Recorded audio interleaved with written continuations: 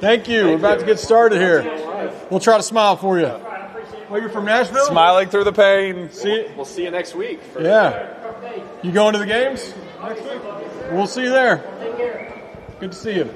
We rolling? We are rolling. Hello. We just met a Nashville friend.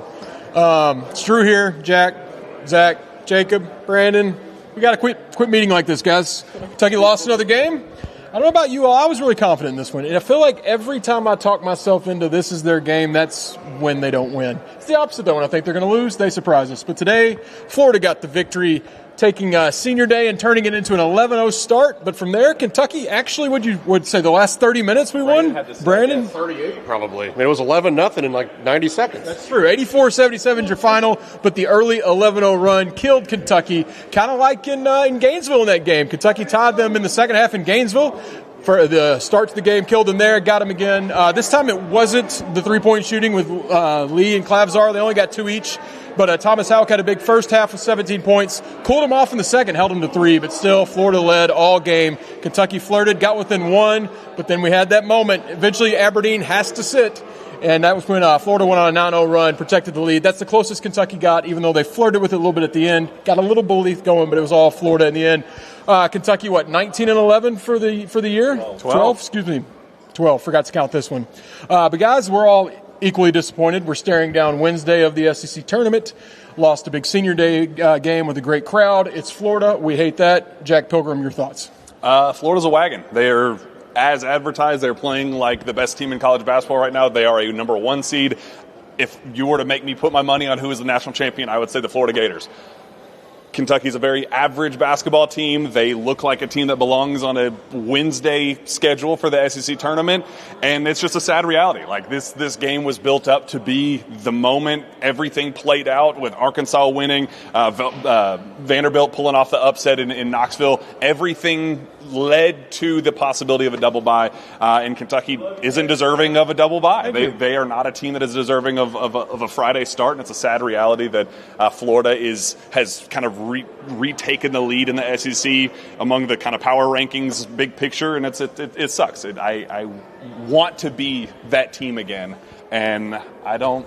There's not a lot of optimism right now to suggest that's going to happen anytime soon. That's what we used to do. That looked like a fun sport they play. Looks like a fun program they got going. It looks like a number 1 seed steamrolling on Senior Day. I missed that. We used to do that. I forgot to mention Friends of Cole. Apologies to Friends of Cole. A little distracted. Thank you, Friends of Cole, for sponsoring us. Check them out at friendsofcolekentucky.org to learn more about what Cole does for the state. And, I don't think these were powered by Cole, but we had these rocking today. Crowd was walking. Will Stein sitting courtside with our Friends of Cole friends, the Crafts. Really had the energy. Everything going was in Kentucky's favor before the game. We always talk about we're up on these Saturdays. Even when you're in a rut in your fan base, people still show up for these, and this was such a special build-up for the game today, Zach. You were here for the Senior Day ceremonies.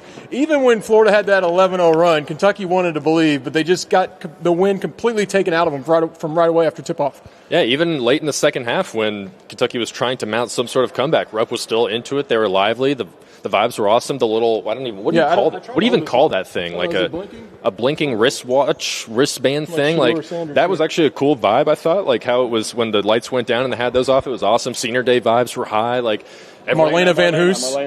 Marlena Van Hoos. Firecrackers. Van Hoos, yes, the firecrackers at halftime. I mean, honestly, it was a picture-perfect day to be here at Rupp Arena until the first 90 seconds when Florida scored 11 straight points and the game was effectively over at that point. Then they went in another 13-0 run later in the first half. That's 24 unanswered points in less than 20 minutes of basketball. That's tough to do. But Otega-Oweh, 28 points on his Senior Day. Denzel Aberdeen, 15 points on his Senior Day. Otega-Oweh was the only reason. He had more points than the rest of Kentucky at halftime. He was the only reason that this game was even semi-competitive kind of down the stretch there, and then kind of forced some shots late in the second half. But there was a couple of things that really kind of exemplified the difference between how good Florida is and kind of where Kentucky is. And it's Colin Chandler could not, for the life of him, try and get off a three-point shot. Like that, Florida identified him as the top shooter. They said, we're going to do whatever we can and not make him shoot any shots. And then Colin Chandler lets Clavzar, who just went 5 for 11 against Kentucky a month ago, shoot a wide-open three in the first half that goes in. And there was just no, what was it? What is it again, Brandon? Deter, don't contest. Yes. Didn't do either of those, if we're being quite honest. And Florida didn't even shoot the lights out from three, but it was just the difference of a team that was locked in, Florida, as a 1 seed, top seed in the SEC, and then a team like Kentucky that just kind of never really seems to have the sense of urgency that you need to have to actually be a competitive team in this league and in going into the NCAA tournament. So it really was disappointing, even though the fact that Kentucky technically did win the final 38 minutes of this game, like that just it's obviously fool's gold, and that's not actually what happened. But if you look up and down the stat sheet, pretty much everything's identical except fast break points, and that was 24-4. Oh, Tega, we'll make him our Parlor Pizza player of the game. Shout out Parlor Pizza. Go check him out on Harrodsburg Road. I like the hot honey pep. You're a hot honey pep guy, right? Love it. Delicious. You too? All of us? We should have just had some. Maybe we'll go after the game. Do they have them in Nashville? I don't know if they do. We'll look it up. I don't think so. That's a shame. When we get back from Nashville on whatever day that'll be. Thursday morning? Lunch on the way back to Lexington? Brandon, you've kept it pretty even killed all year. I mean, you get disappointed, but even when they win big, you try to stay level, and when they lose big, you try to stay level. Where are you in your journey? I mean, it's frustrating, right? Like, we all want the same thing. We want Kentucky to win the basketball games. We want to be the 1 seed like Florida's going to be. We want to win the regular season title. We want to win in Nashville. We want to go to Final Fours. And we're not experiencing that right now. And it stinks. I mean, as Steven said before we went live, what's it going to be, like 7 straight years where we're winning nothing of substance? And 6? All right. 6. Well, next. Yeah, you were already counting next year. But, yeah, I mean, it stinks. And, there's a million things probably over the next 48 hours. I'll make a bunch of people mad on Twitter about saying some nice things about the Cats, and we won the last 38 minutes. And if we would have played Texas A&M for 5 more, we would have won that one too, and all these great things. But, you just can't be in these situations time and time again where you come out flat. And I think that when you see this team so consistently come back from these large leads and then have success when the game's kind of over, it shows that there's a preparation issue and there's an urgency issue and probably a toughness issue, quite frankly. And whether that starts at the top or whether that starts with the leadership within the team or whatever it is, those are clear problems at this point.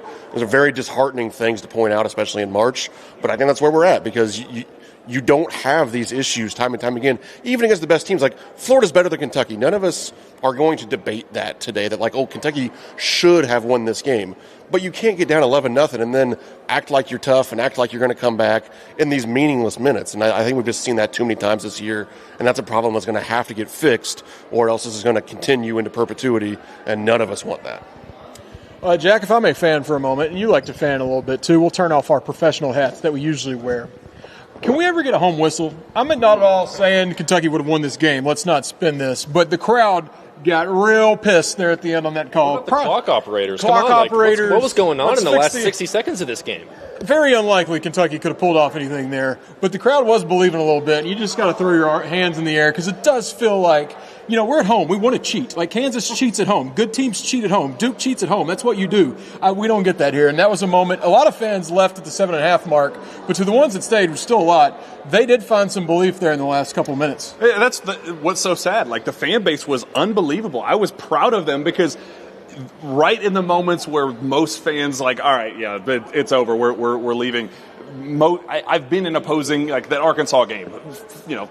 Fans look for any reason to leave early if the opportunity presents itself. This time they were staying right until the final buzzer. They were, every controversial call from the refs, they were blowing a gasket. Every time the clock operator was screwing up, they were losing their absolute mind. So, BBN, I'm so grateful for you. You showed up. The moment with the stupid wristbands and all the stuff, you lived up to the challenge today that the Kentucky Wildcats could not. Jacob, where are you on your postseason journey? Do you think this team can flip a switch and maybe string together some wins? We need some optimism. Just lie to us. Just lie to us. Yeah, I don't know if optimism. I think that they could win an NCAA tournament game. Singular? If that's yeah, win a NCAA tournament game. Dayton? After, I don't think they'll be in Dayton. I think they'll get there, get a real first round matchup. I think they'll win. And then I think they'll lose by 20 in the second round. So I really don't have much optimism right now. You're coming off now 2 straight losses, and the poor starts. I feel like we're saying the same thing every game. It's like you get off to a poor start, you have a good second half, but it really doesn't matter. Bad refs, bad calls. It's the same thing every week. And so, yeah, I feel very good heading into the postseason. Do you have any good recruiting news? No. God, I'm trying here. No. 3 a bone. Kentucky had a 2028 player, Josh Lindsay from St. X, in the building tonight, you got a which good show. Probably is not a good recruiting news. Is Florida pushing for him? Probably after this game, they're probably in good shape. So I regret asking. Yeah. Don't ask me for positive recruiting news because I don't really have that right now. Awesome. I did notice for maybe the first time in history, I did a concourse walk. The beer line was longer than the ice cream line. I don't know that I've ever seen that here. Showed you where the fan base, the mood was. We're all heading down to Nashville on Wednesday. I hope the fans will. Maybe Tuesday night, depending where we get started. If it's that 1 o'clock start, yeah, it might have to be on Wednesday. What about the 11:30 a.m. start? That's still on the table. Oh, it is? Yes. Yes. We could be playing before people in Nashville take their lunch break at work. Awesome. We could be out of the tournament before some teams land in Nashville to begin the tournament. I don't like where we're going with this direction. We're going to be positive. I think they're going to win some games. I think Friday will be a tough test because you're going to run into a wagon. You'll have already played 2 games. But I think there's at least maybe another good moment, another run of games with this team. Nothing special that we're going to be talking about forever. But hopefully we don't just completely fizzle out. I'm trying here, Brandon. I'm trying. Are you going to Nashville? I am not going to Nashville. But I do agree. Like, I think that they can win 2 games in Nashville with all the things we hear about fatigue and all these things. Like, and I don't mean that like as a joke. I just mean it like it seems real with this group. Like, I don't think they can win more than 2 games in a row. And that probably goes in the NCAA tournament too. So like at this point, probably best case scenario, quarterfinals of the SEC tournament, and like, you know, you pull something out of your hat and you make it to the Sweet 16. But like I mean, I just don't see anything more than that for this team because it's what they are. Well, this has been a fun conversation. Thank you all for watching this. We really wanted to beat Florida. All right. Do you want to recreate what you were doing when we were mic checking earlier? Just